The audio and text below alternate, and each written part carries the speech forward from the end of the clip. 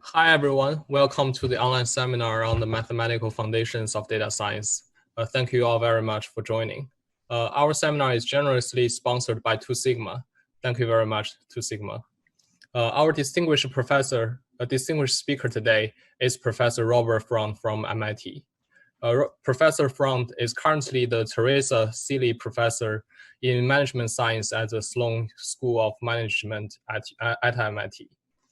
He has made many fundamental contributions in convex optimization, computational complexity, convex geometry, applications of nonlinear optimization on business analytics and machine learning, and related mathematical systems.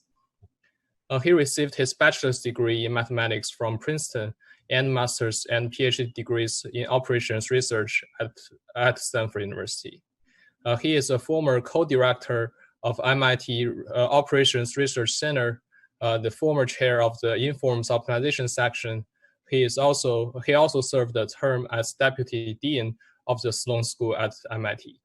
Moreover, he is an Informs fellow and has received many prestigious awards, including the MIT Samuel Siegel Prize, the Longate-Higgins Prize in Computer Vision, as well as numerous teaching and educational awards at MIT. Today, Professor Freund will talk about from stochastic Frank-Wolfe to the ellipsoid method, recent progress on practical optimization in data science and theoretical optimization. Please join me in welcoming him. Okay, great. Thank you very much. So I want to thank 2 Sigma Corporation for sponsoring this series.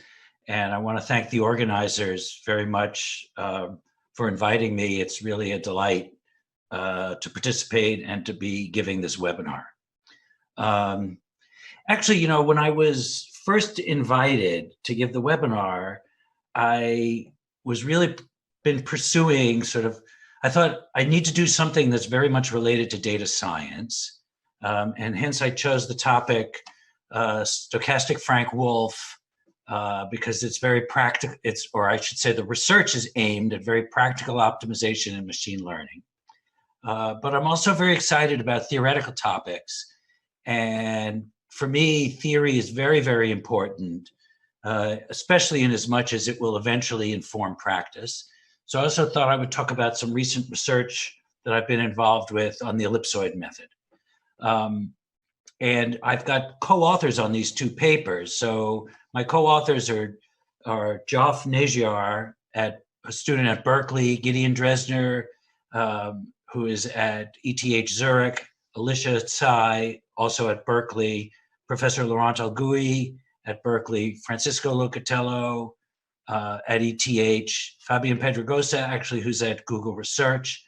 And then my just completed his dissertation student, or former student, I actually have to say, Jordan Lampersky, and Professor Michael Todd, who's a Cornell ORIE emeritus professor. And so just they are them. Let me just go to the next slide here. Why can't I do that? Oh, here we go. All right, so before I give my talk, I just have to say something on a very personal level, okay? Right, the US has been racked by some horrible things just in the last week or 2, as well as, of course, over the last several months.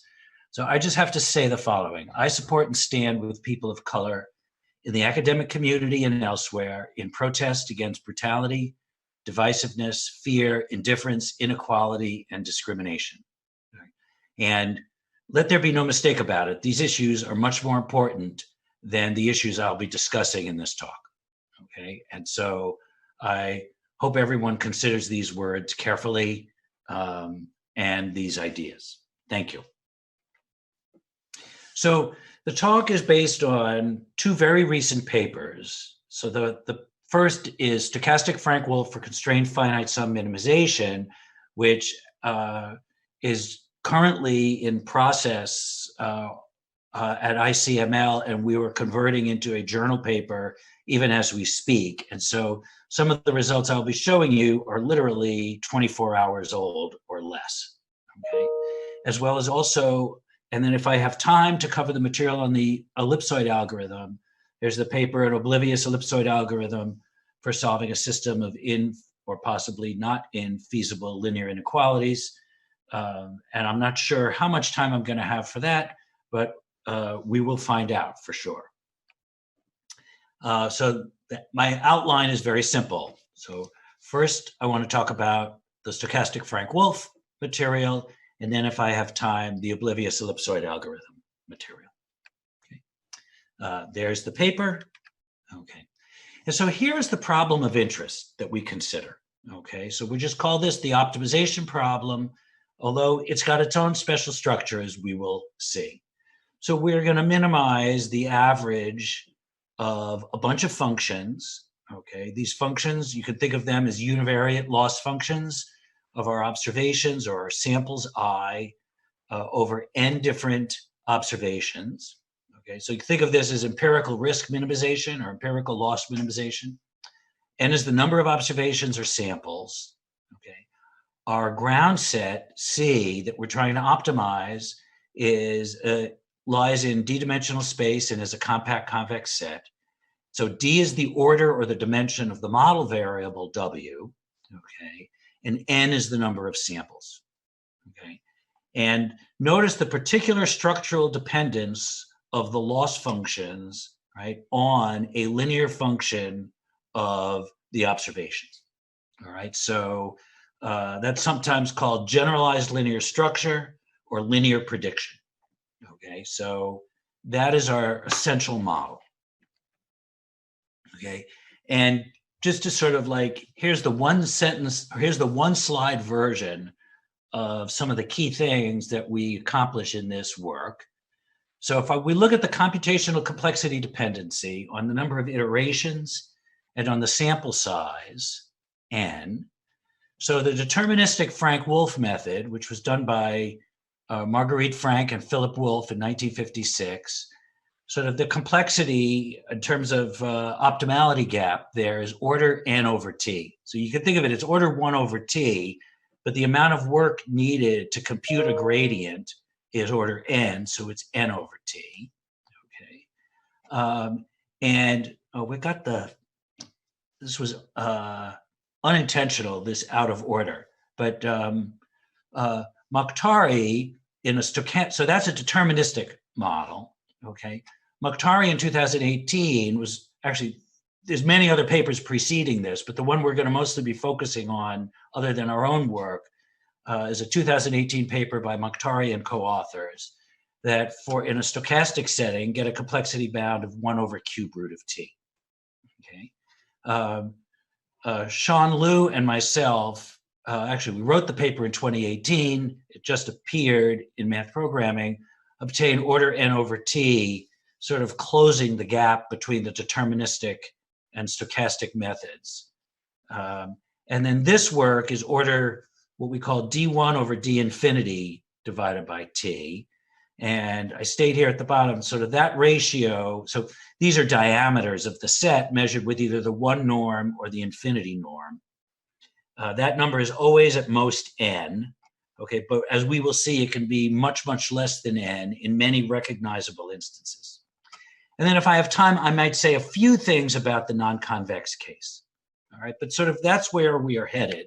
Okay, but I think I'm just going to introduce you to what is the Frank-Wolfe method. Okay, what are some of the issues in the Frank-Wolfe method, etc.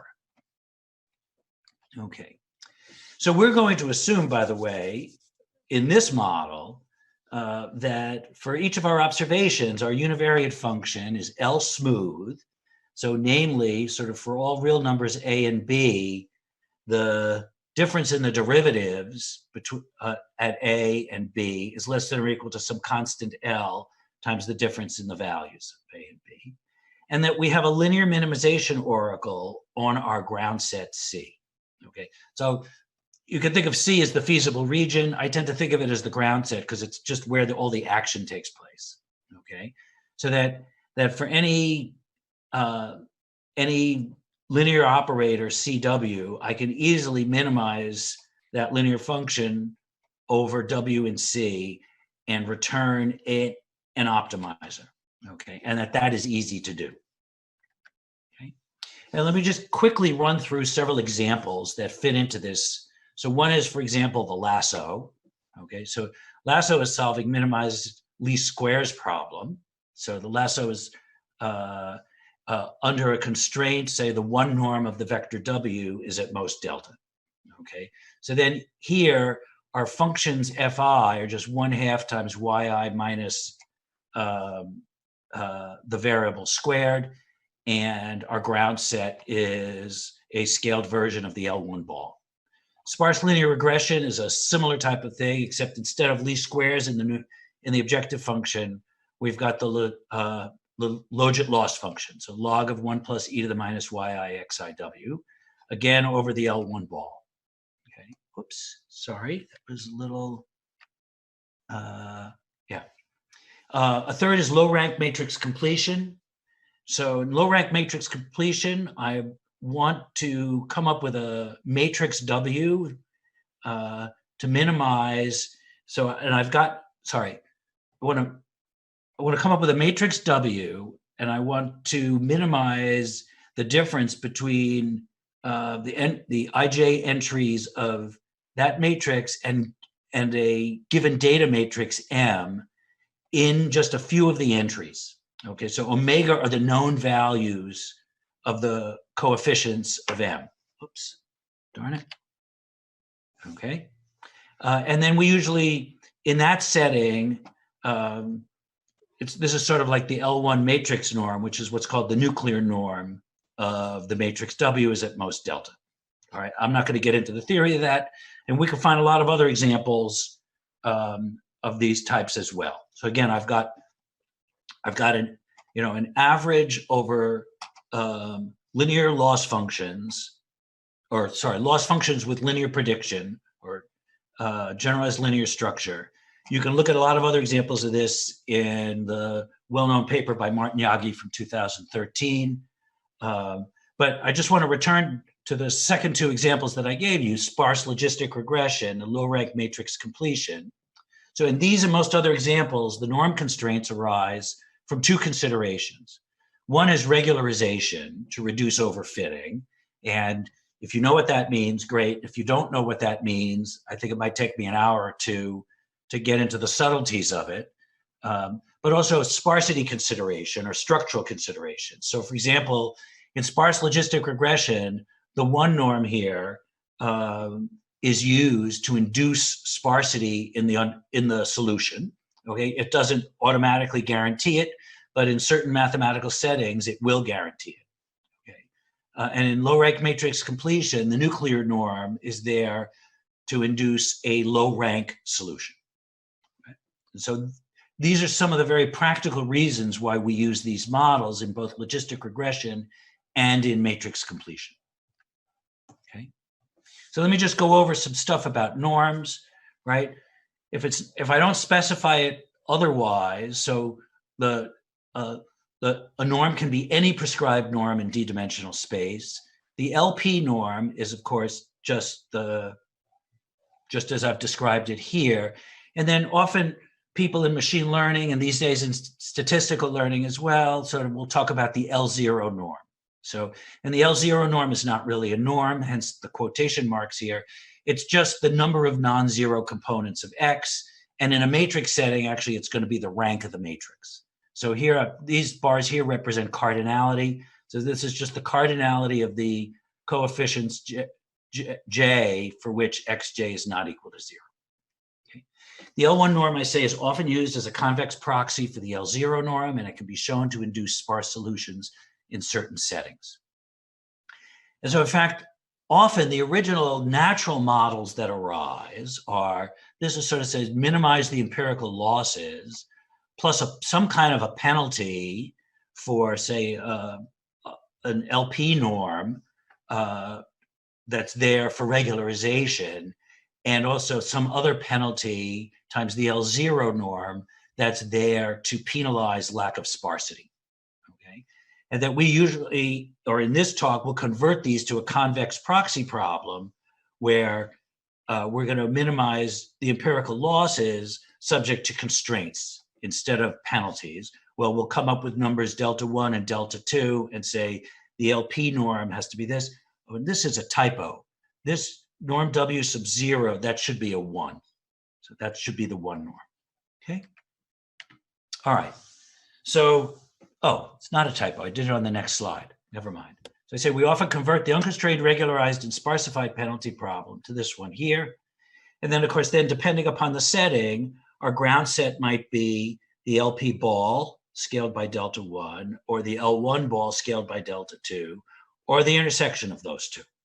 Okay? And these notions actually extend to matrix Schatten norms to induce low ranks of matrices in the matrix setting. All right, so Schatten norms are just LP norms on the spectra of a matrix. So on the singular values of a matrix. Okay. So here's the Frank-Wolfe algorithm. So the Frank-Wolfe algorithm, now I'm just going to cover in a little more generality than the optimization problem that I just discussed with you. So, but as a way of introducing it, just consider the following constrained convex problem. F star is the minimum. We want to minimize f of x subject to x is in a set. And that set is going to be compact and convex. Okay. Our function here is going to be convex. Let x star denote an optimal solution.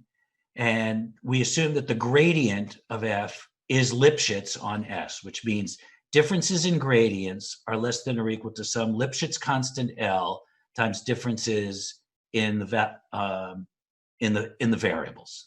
Okay, and just because of the way duality and norms work, okay, it is the right thing to do to measure norms of the gradient using the dual norm. If you don't want to think of dual norms, just think of everything as a Euclidean norm. Okay. And we have available a linear minimization oracle, LMO of C on S, that returns for any C. All right, I can easily do linear optimization over my set S. All right, so that's the setting of classical 1956 Frank-Wolfe. Okay, and here's how the algorithm works. So suppose I'm at some iteration K, here's my XK, and say, here's my set S. Okay, I compute the gradient, so it's going to point this way. Okay, and then I'm going to minimize the first order approximation of F on S, which means solve the linear optimization problem, okay, that finds the point here that minimizes the dot product with the gradient. That's going to be down here, okay? And so if I imagine sort of isoquants of that linear optimization thing, that's going to cut through right here. And so X tilde K is going to be the solution to my linear minimization oracle, using as its objective function the gradient. And I state here that there is a lower bound property that has mostly been ignored, frankly, throughout history, which is that f of xk plus the gradient at xk times dot producted with x tilde k minus xk, that must always be less than or equal to the optimal objective function value. Okay, and it's like a two-line proof. But I'm going to return to it many, many slides later. I just wanted to mention it. So we solve for x tilde k, and then we take a step on this line segment, joining xk and x tilde k, say a step length of gamma k, where gamma is between 0 and 1, to get our next point. And that, ladies and gentlemen, is the Frank-Wolfe method. Okay, it's very, very simple, and its engine is solving a linear optimization model. Okay, and so here it is, the basic Frank-Wolfe algorithm. We start at some x naught in the set. We set our counter to 0, right? And then at every iteration, I compute the gradient. I solve a linear minimization problem using the gradient to get a point on an extreme point, frankly, x tilde k. And then I set my new point to be the current point, a convex combination of xk and x tilde k, all right? And how I set gamma k, well, I'll talk about in just a moment, okay? And so sort of the standard or recent standard is to set gamma k always to be 2 over k plus 2. And that leads to a very nice inductive complexity proof that I will highlight shortly. One can also if you have available the capability to do an exact line search, you can set gamma k to just do a one-dimensional line search of gamma between 0 and 1, which means looking at all the points between xk and x tilde k. Or you can do what's called the quadratic approximation step size, which is my favorite. And then there's other step sizes as well. There's a dynamic strategy, simple averaging, constant step size, etc. But here's a simple computational guarantee. If the step size sequence is chosen either by that recent standard, the quadratic approximation rule, or by exact line search, then indeed for all k bigger than or equal to 1, right, the optimality gap can be bounded from above by this funny looking thing, which is less than, if I just say, it's always going to be less than if I set this thing equal to 0, and then I get 2c over k, where c is the Lipschitz constant of the gradient times the diameter of the set squared, okay? And you can think of this, ladies and gentlemen, as arising from a warm start. Suppose x naught is actually very, very close to being optimum. Then f of x naught minus f star is going to be a tiny number. So that means this number down here in the denominator is going to be big. So we're getting already a big payoff from our initial start, okay, in the complexity bound. All right. So again, I'm just reiterating, L is the Lipschitz constant on the gradient, okay, and then the diameter of the set is just the maximum distance between 2 points in the set. Okay. All right. So why the strong interest in the Frank-Wolfe method? Well, believe it or not, I would say for about almost 50 years, I would say the Frank-Wolfe method, people barely looked at it, okay? But in our modern machine learning driven age and data science age, the value of the Frank-Wolfe method derives from, I would say, at least 4 things. One is the relevance of data science and machine learning applications, like the ones I've just shown you, plus other stuff in image reconstruction, video reconstruction, etc. Requirements for only moderately high accuracy solutions. In other words, we don't need perfect solutions to these problems.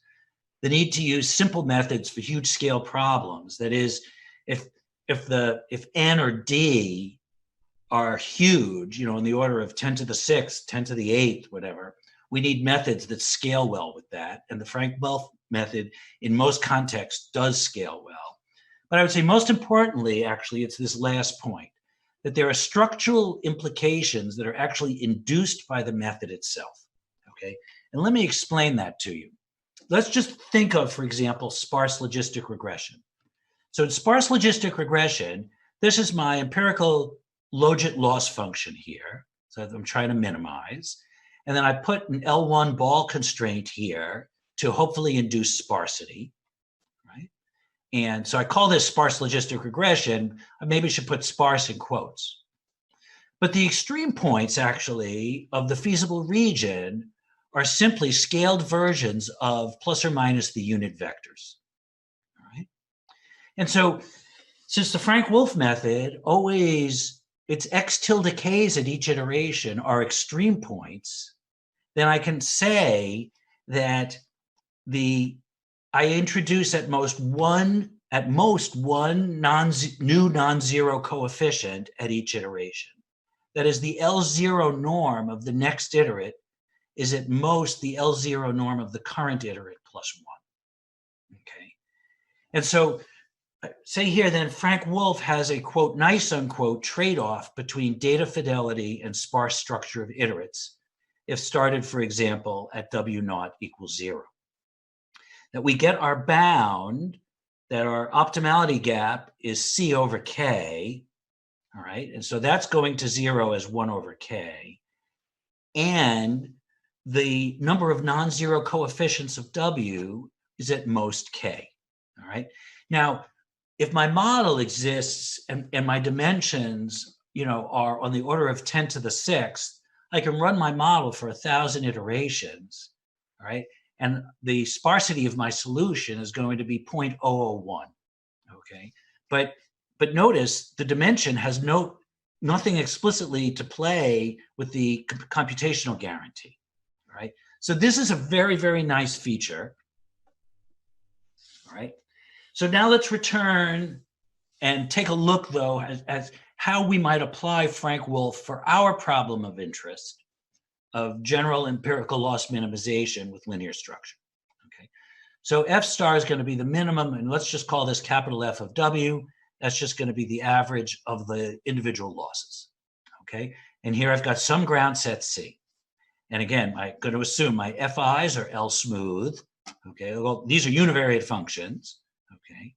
And I have my linear minimization oracle that can easily do its task, okay? So let me stack all my observations, my xi's, into a matrix, okay? And then the gradient of my objective function, I can write as X transpose alpha, okay, where each of my alpha i's is just 1 over n times the derivative of fi at xiw, all right? So that is my gradient computation, and that's really all I'm going to need, or that's a key ingredient as to what I need to do my work here, okay? But notice that the gradient computation is actually order ND operations because I have to do this matrix multiply, okay? And so this matrix multiply is going to be ND operations. And when n is huge, that's going to be very expensive, okay? And that's going to impede our ability, the attractiveness of deterministic Frank-Wolfe, okay?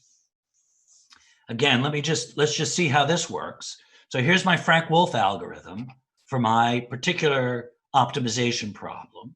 I'm going to start at some W naught, and then at each iteration, I need to compute the gradient. How am I going to do that? Well, I'm going to compute the 1 over n times f prime of xi wt minus 1, right? This by itself should be a pretty trivial task because this is a univariate function, okay? And then the gradient then is going to be X transpose alpha, all right? And this is the expense, all right? Once I've got the gradient, I solve my linear minimization oracle, which often is a trivial task, okay? Especially optimizing over, say, the L1 ball. It's just identifying the coefficient of the gradient with the basically with the largest or with the smallest magnitude, okay? And then just updating my W to be a convex combination of the previous value and my extreme point returned by the optimization oracle, okay? And again, the cost is order ND operations just to do this task right here. Okay, all right. I think I've shown you this before, but let us just see where we're going on this. All right, so one way to avoid that order ND operations is to cheat, okay? And to cheat by, instead of computing the full gradient, would be to do an estimate of the gradient that is inexpensive, all right? And this is really the essence of most stochastic approaches to deterministic optimization. I mean, the most, the now sort of famous is stochastic gradient descent, essentially, all right? So, but let's just look at a naive Frank-Wolfe strategy. So watch what I could do instead, okay? Let me compute an unbiased estimate of the gradient, okay? How would I do that? Well, instead of looking at all my observations, let me just look at a single observation that I compute at random. So I sample I uniformly on the indices of my n observations. I then compute alpha I the way I did in the previous version, and I'll set all the rest equal to 0, okay? And then my estimate of the gradient is going to be just xi, that observation times alpha I. Technically, it's X transpose alpha, but I don't have to do, right? All my entries here are 0 except for one of them, okay? And so then this guy here is an unbiased estimate of the gradient. I could then compute my, solve my linear minimization oracle on that thing, and then proceed accordingly with the step size rule, et cetera, okay? And I state down here that, like, people looked at this at this quite a bit early on, and I say the approach does not work actually without doing something called growing the batch size, right? So watch. So instead of sampling 1, I could sample 5 or 10 or square root of t or t. So I could keep growing the batch size, for example. And that's the only way, it seems, to get this method to work. And in fact, Hazan and his co-authors have actually come up with an example where, in fact, it doesn't converge, that this simple approach, right, it converges to something else, essentially. Okay. And so, sorry for keep coming back to this. And so, so that was that. And then, so people tried a bunch of things. Mokhtari came along in 2018, did something pretty cool. That Hai-Hao Liu, a former student of mine, and myself, we came up with something 2 years ago. It just got published now. That does something different than that naive strategy.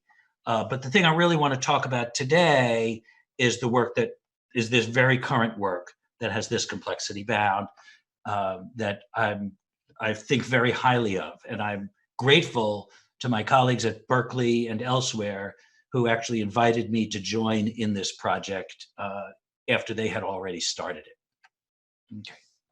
So our method actually now is based on a different way to think about the Frank-Wolfe algorithm for optimization using what's called conjugate duality. And so let's just see how that works. So here was my optimization problem. All right, this is my empirical losses. X is my matrix. So I'm just going to define f of theta, where theta now is an n-dimensional object. That's just going to be 1 over n times the sum of the fi of theta i's. Okay? So I can rewrite my optimization problem here as minimize over w f of xw. Okay? Because each of these guys, think of theta as xw. Okay? And I next want to recall for you the definition of the conjugate of a function. And so if I have a function f, its conjugate, denoted as f star of, say, y, is going to be the maximum over all x in the domain of f, y transpose x minus f of x. Okay, that's called the conjugate function. Okay, it is a convex function regardless of the convexity of f. Okay, and there are 3 properties that are important that that one needs to know. Okay, if f is a closed convex function itself, then in fact the conjugate of the conjugate of the conjugate is the original function. So there's a nice duality there. Okay. Furthermore, because of that, I can write my original function f then as the maximum of y in the domain of the conjugate, y transpose x minus the conjugate of y. Okay. And furthermore, when f is differentiable, okay, the value of y here actually is the gradient of f. Okay. So I say that the gradient of f at x is y tilde, where y tilde is the argument that maximizes y transpose x minus f star y. All right. So those are 3 things to know about the conjugate of a convex function. So our problem of interest then, we're going to now write it as minimize f of xw. And then using conjugacy, we have the following saddle function reformulation. So here I got my minimize over w and c, but my function f of xw, I'm now going to write in conjugate form as the maximum over alphas in Rn of, so this is going to be the inner product of alpha with xw minus the conjugate function at alpha. Okay, you can think of this as a Lagrangian of L of w alpha. Okay, I could write down a dual problem if I really wanted to. Okay, as by just exchanging the max and the min here and have some saddle point duality, but that is not going to be. It's a beautiful thing to do. It's just not going to be useful to us at this point. Okay. And so how do we construct then the gradient of f of xw? So let's see. So suppose I got my previous point on hand, I'm going to construct the gradient of f of xw at wt minus 1 by maximizing over the dual variable. So if alpha t is an argmax of my Lagrangian, okay, at wt minus 1, that is xwt minus 1 alpha minus f star of alpha, then in fact the gradient is just going to be X transpose alpha, just by moving my X over here, okay? And so my linear minimization oracle step in Frank-Wolfe actually corresponds to fixing the dual variable and minimizing over the primal variable. So that is W tilde of t is then going to be, that's my extreme point problem, right? That's my LMO, linear minimization oracle.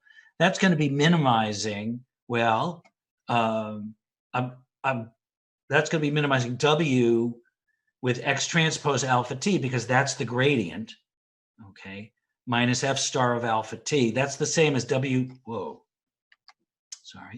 that's the same as W tilde t is just the linear minimization oracle returning xt alpha, okay?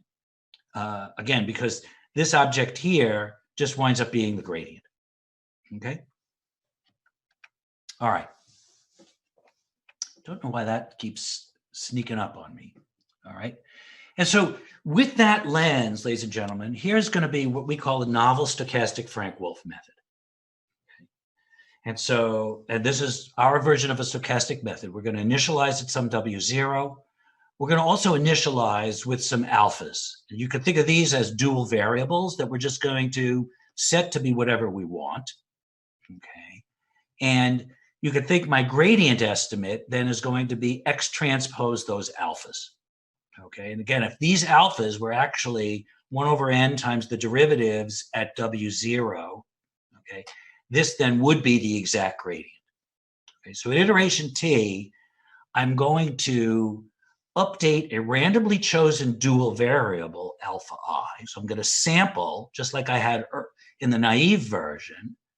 Okay, I'm going to update that alpha I to be its exact value that it ought to be at this iterate. Okay, and then but all my other alphas, instead of setting them equal to 0 like the naive method did, I'm going to let them stay where they were from the previous iteration. Okay, and so I'm only updating one component of my alpha vector, and I'm using the previous information from for all the other components. Okay. And so then I will set my gradient estimate to be X transpose alpha t, and that I don't actually have to do this computation. This is just the previous estimate of the gradient, plus I'm just going to update the multiplier just for the ith sample. Okay, so I'm not doing order nd work here. I'm actually doing order d work here. Okay, and so then I'm going to solve my linearization oracle, right, with my estimate of the gradient.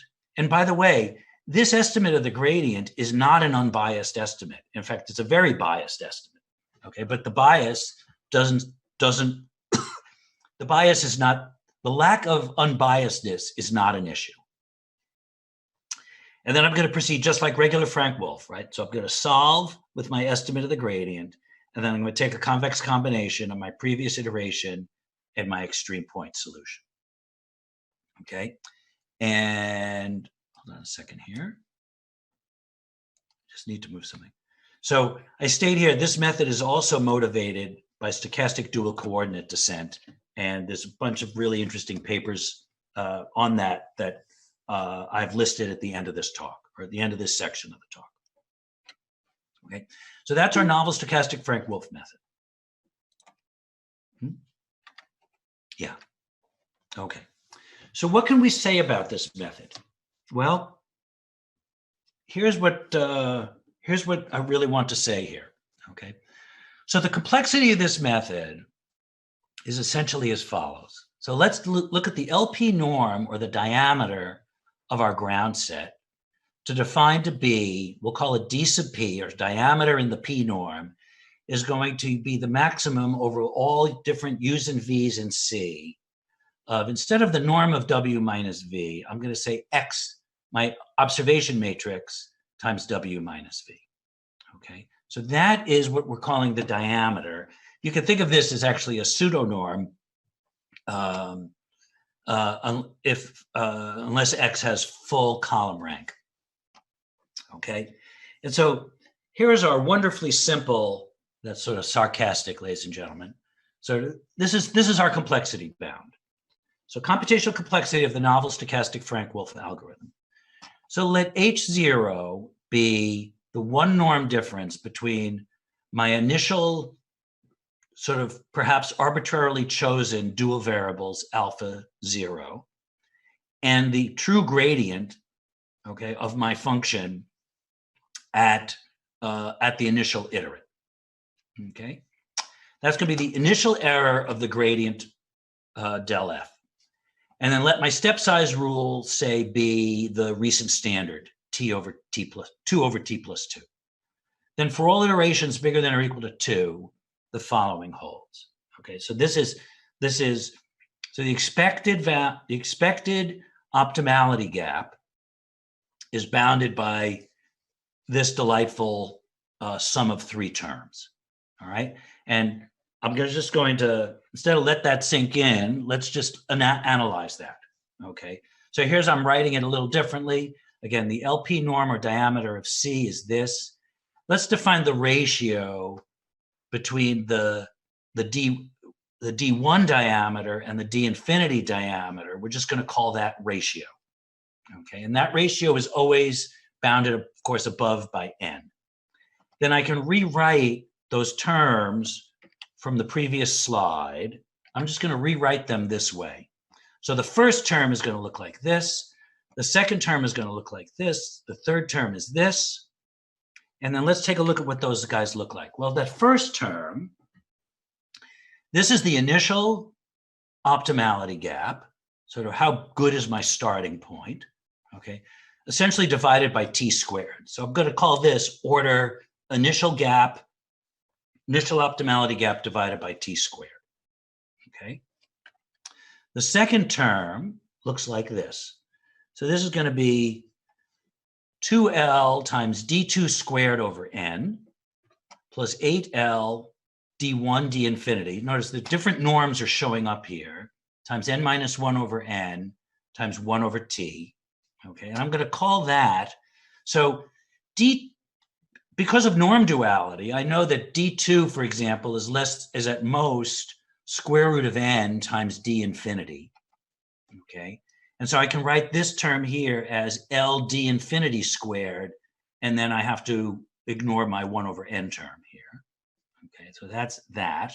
Okay, and this term here, I'm going to replace the D1, okay, by D infinity times the ratio. And so this then is going to be order LD infinity squared times my ratio here, all divided by T. All right. And then finally, my third term is going to be this handsome mess, okay? So I've got t squared in the denominator. I've got n squared over here. And this is going to be d infinity times my initial error in my dual variables. And then again, here, I'm going to do the same trick with the ratio. And I'm going to say this is L times d infinity squared times my ratio. And then I'm just going to sort of say in terms of dependence on things like t, all right? So my t squared terms here and here are going to be dominated. So these are going to go to 0 much faster than this term will. So I really just want to focus here. And so I've got my L times my diameter squared here. And then I'm just going to say this is really order just that ratio divided by t. And that's what I want people to sort of kind of stick with, in a sense, okay? That's really this. And again, I told you that the ratio is at most n, okay? So I can actually say this is order n over t, but in many cases, this ratio is going to be significantly less than n, and we will see that fairly soon, all right? So that's the complexity bound, and hence, actually, let me just go back, okay? That's why I wrote down here, ladies and gentlemen. So I say this is order D1, D infinity. That's that ratio divided by T, okay, that from that complexity bound. And again, D1 over D infinity is at most N. but it can be much less than n in many recognizable instances. Okay. Great. So now let me show you some preliminary computational experiments that we've done. These computational experiments are essentially 48 hours old, all right? And so, whatever. So we wanted to understand, in fact, how d1 over d infinity behaves for some well-known data sets. So here's a whole bunch of data sets that are used quite a bit in the machine learning community to test both linear regression and logistic regression problems, okay? And let me just show you how this table works. So on this axis here is the number of samples n in log scale. So this is going from everywhere from 100 to 1 million, okay? And then on the vertical axis is d1 divided by d infinity divided by n. So we know this quantity here is going to be between 0 and 1. And if it's close to 1, that means d1 over d infinity is actually very close to n, okay? So these are the instances where, in fact, things are very close to n, and I'll show you results shortly on the breast cancer data set and the COV type data set, okay, as examples of that, okay? And then but very many of these examples are also way down here, okay, so that this ratio is significantly less than n. And two of the ones I will show you examples of are California housing and RCV1, okay? And then I think our fifth example is W1A, that we've completed our computational evaluation, okay? And so we compared 3 stochastic Frank-Wolfe algorithms. So one was this algorithm of Hai-Hao Liu and myself. Again, it's really 2 years old, but it just appeared in print digitally in math programming. The Mokhtari's algorithm from his paper from 2018, and then this work, our novel stochastic Frank-Wolfe method. So we looked at 3 algorithms, and we're reporting here on L1 constrained regression problems on these 5 data sets. Breast cancer, W1A, RCV1, the training data, the COV type data set, and the California housing data set. Excuse me, I'm just gonna have to take a sip of water.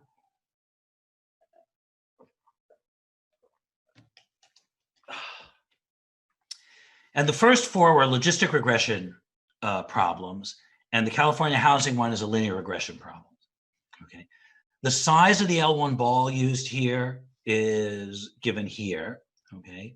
The dimension of the model is given here, all right? So most of these have, fairly low dimension of the model, except for RCV1, where there's 47,000 features, okay? And then the number of observations varies from as low as 683 to as high as almost 600,000, okay? Now, if you actually compute D1 and take its ratio to n times d infinity. Again, this is always going to be a number between 0 and 1. And so this is, for breast cancer, it's 0.929, so that ratio d1 over d infinity is almost n, okay? As opposed to at the very low end, RCV1 is 0.02, California housing is 0.04, okay? Right, so again, these are our algorithms, and these are our data sets. Okay, so let me just show you a little bit of what we see, all right? So here's a figure. This is for the breast cancer data set. So we're showing optimality gaps versus number of sample gradient evaluations for the breast cancer data set. And the colors are as follows. So the blue are the runs from the Mokhtari algorithm.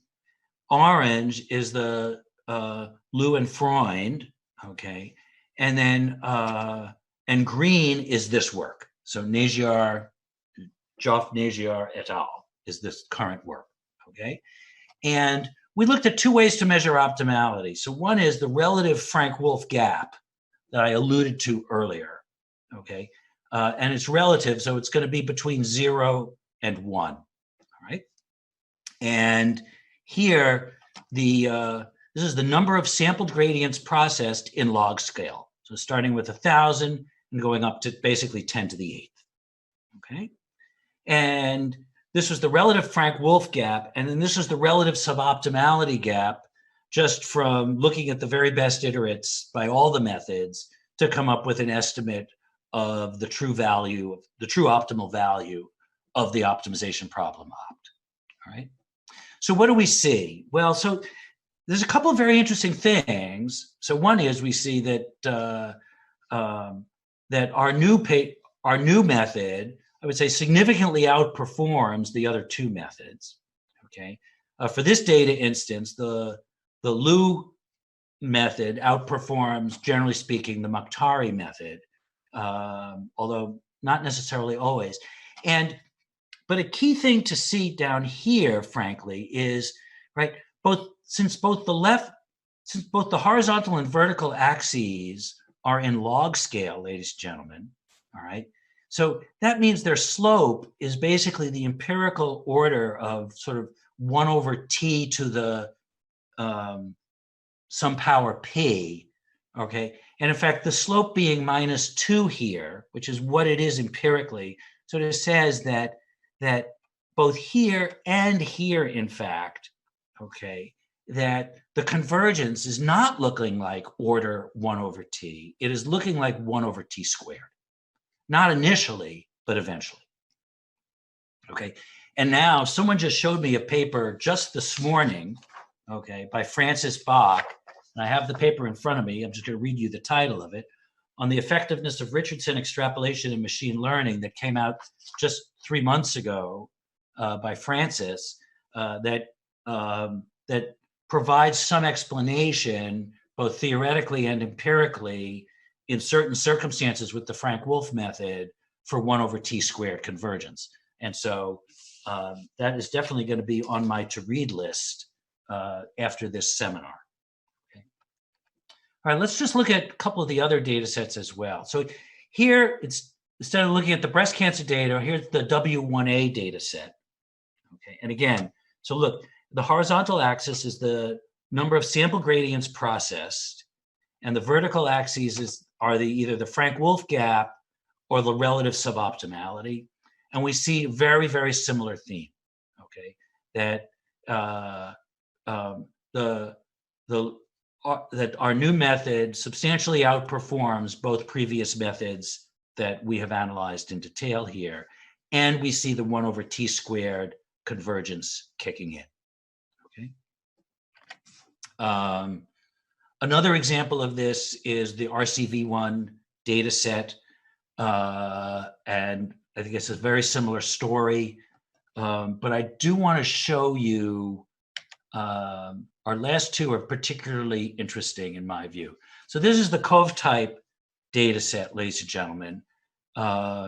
And here, no, I'm sorry. Sorry, I'm getting a little confused. I'm getting a little tired. This happens to be sometimes towards the end of a talk. Let me just go to the very last one. Okay. So this one was least squares linear regression, sample gradients for the California housing data set. Okay. And here we see, so first of all, much, much larger variation in the Frank-Wolfe gaps. Okay, that it's not clear what's going on there.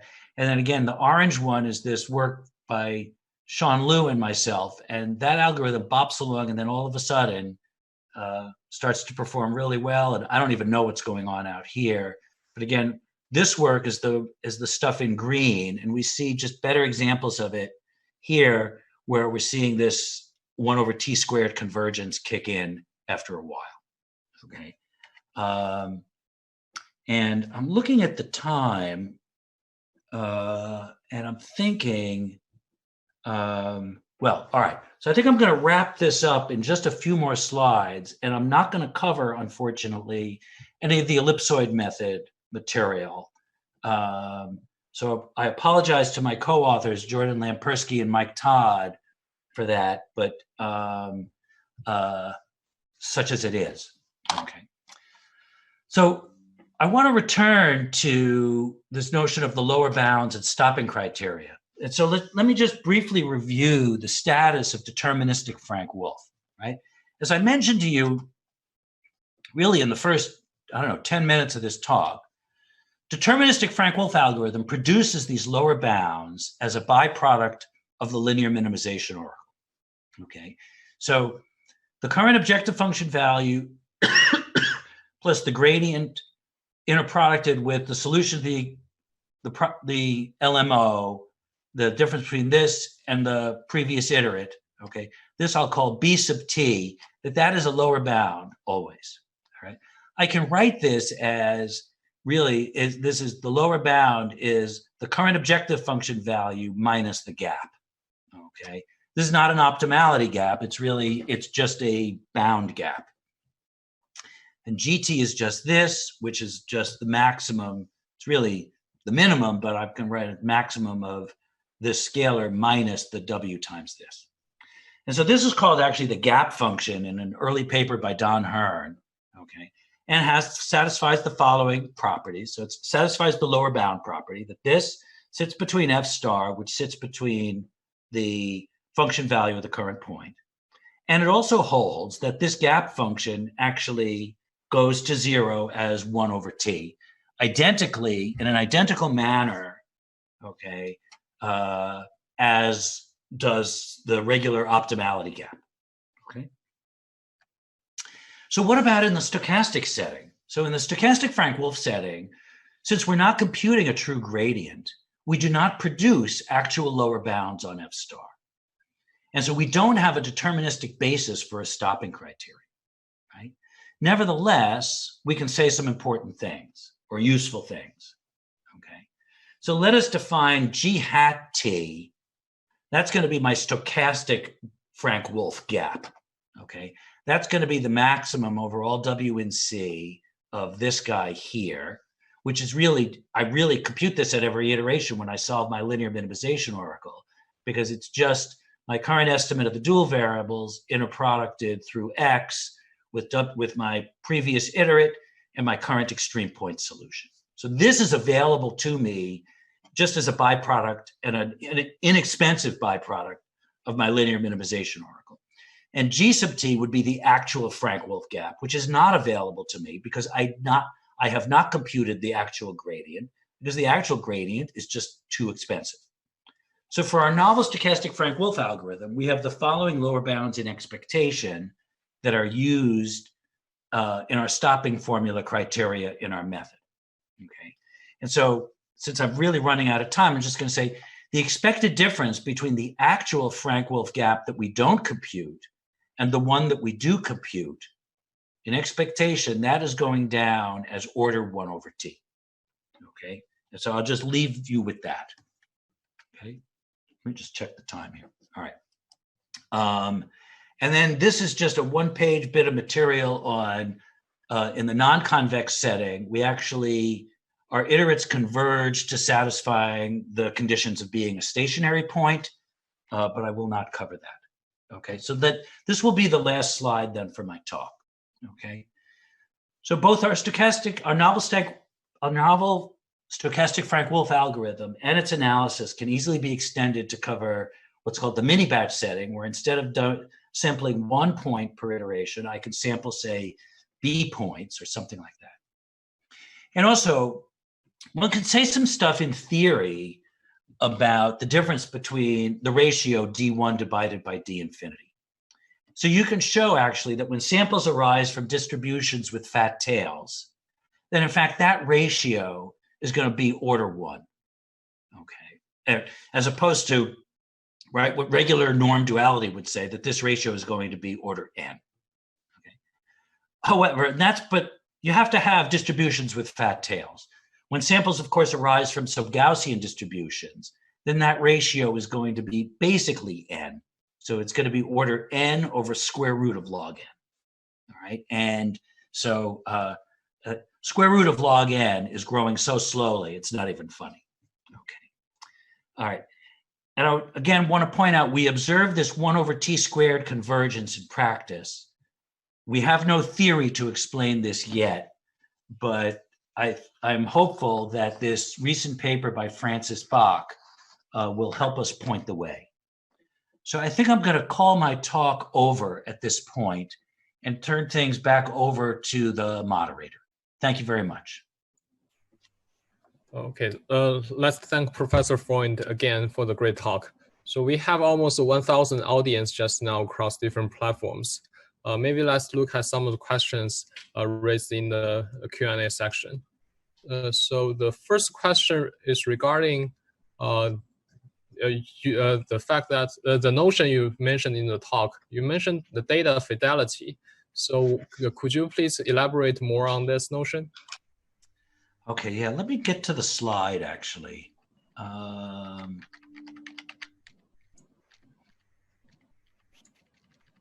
me back up to it. Yeah, so right, I was saying at the bottom of slide 22, Frank-Wolfe has this nice trade-off between data fidelity and sparse structures of iterates if started. So usually data fidelity, as best as I understand it, is really sort of what statisticians refer to as the capability of the model to, well, how do I put this? Like just, yeah, the data fidelity of the model basically is to the extent to which the model actually fits the data as best as possible. So which is a fancy way of saying that my iterate is close to the optimal, that my loss function is close to the minimum losses possible. So so data fidelity, I would say, is maybe statisticians talk for I'm at a nearly optimal solution. Okay. And then the sparse structure of the iterates is obviously this. All right. So that's just sort of saying that I can get a sparse solution that is nearly optimal. Okay. Now I put nice in quotes here. Okay. Because I need to be honest, okay? I would say several years ago, I wouldn't have put the word nice in quotes. I would have said something like, this is just an amazing property of Frank-Wolfe. Take a look, that I can just so wonderfully trade off, okay, how close I am in optimality to the minimum losses possible as a function of the sparsity of the iterates, okay? But in fact, I would sort of say, right, that when Frank-Wolfe is actually run, okay, without any capability to sort of accelerate it, and I don't mean accelerate it in a theoretical sense, I mean heuristics designed to really improve the quality of the solution, okay, that this trade-off is not nearly as nice as we would like, all right? For example, if I want a solution that say, just let C be equal 1, but if I want this to be on the order of 10 to the minus 3, then I have to be satisfied with 10 to the 3 non-zeros. And that's not very satisfying, all right? And so what people have really done lately is come up with sort of, I would say, excellent heuristics that when added to Frank-Wolfe, wind up giving it the capability, nothing you can prove about them, but are able to come up with solutions that really are nearly optimal, yet very sparse. That finishes my answer to that question. Okay, thank you. And another question is regarding the parameter delta. Mm-hmm. So what is the impact on the convergence rate of delta? And okay, how to, in practice, how to, maybe both in theory and in practice, how to choose a delta, the size of the ball? Yeah, so, okay, so in theory, this constant here, C, say for this problem here, let's assume my data have been normalized in some way. Say that the columns of my matrix X are normalized to have Euclidean norm 1 for convenience, all right? Then this C here, I believe, is going to be, I want to get this right, it's going to be delta squared divided by 8, I think, okay, with maybe an n thrown in, all right? But let's not worry about it. The thing I want to say is that the delta value here gets squared down here, all right? So that's of concern, but usually the delta values are chosen to be not too big anyway, and they tend to be chosen by using sort of usually something like, k-fold cross-validation, all right, on so that you're using some holdout data to help tune the value of delta so that you get you get a very good model. Okay, so that's my understanding of the best ways that delta are chosen, and I believe that's how delta was chosen, at least in a couple of the data sets that we have worked with in our computational results, which are of course preliminary. Thank you. Thank you. So another question is regarding your novel stochastic Frank-Wolfe algorithm. So the question is that, is the advantage of this method coming from the conjugate gradient treatment, or because we retain gradient components from prior iterations, or a combination of both? I think it's a great question, and I think it's partially been answered by the questioner. Okay, that is, I mean, my intuition on stochastic algorithms in general, I would say, I wish it was better for me.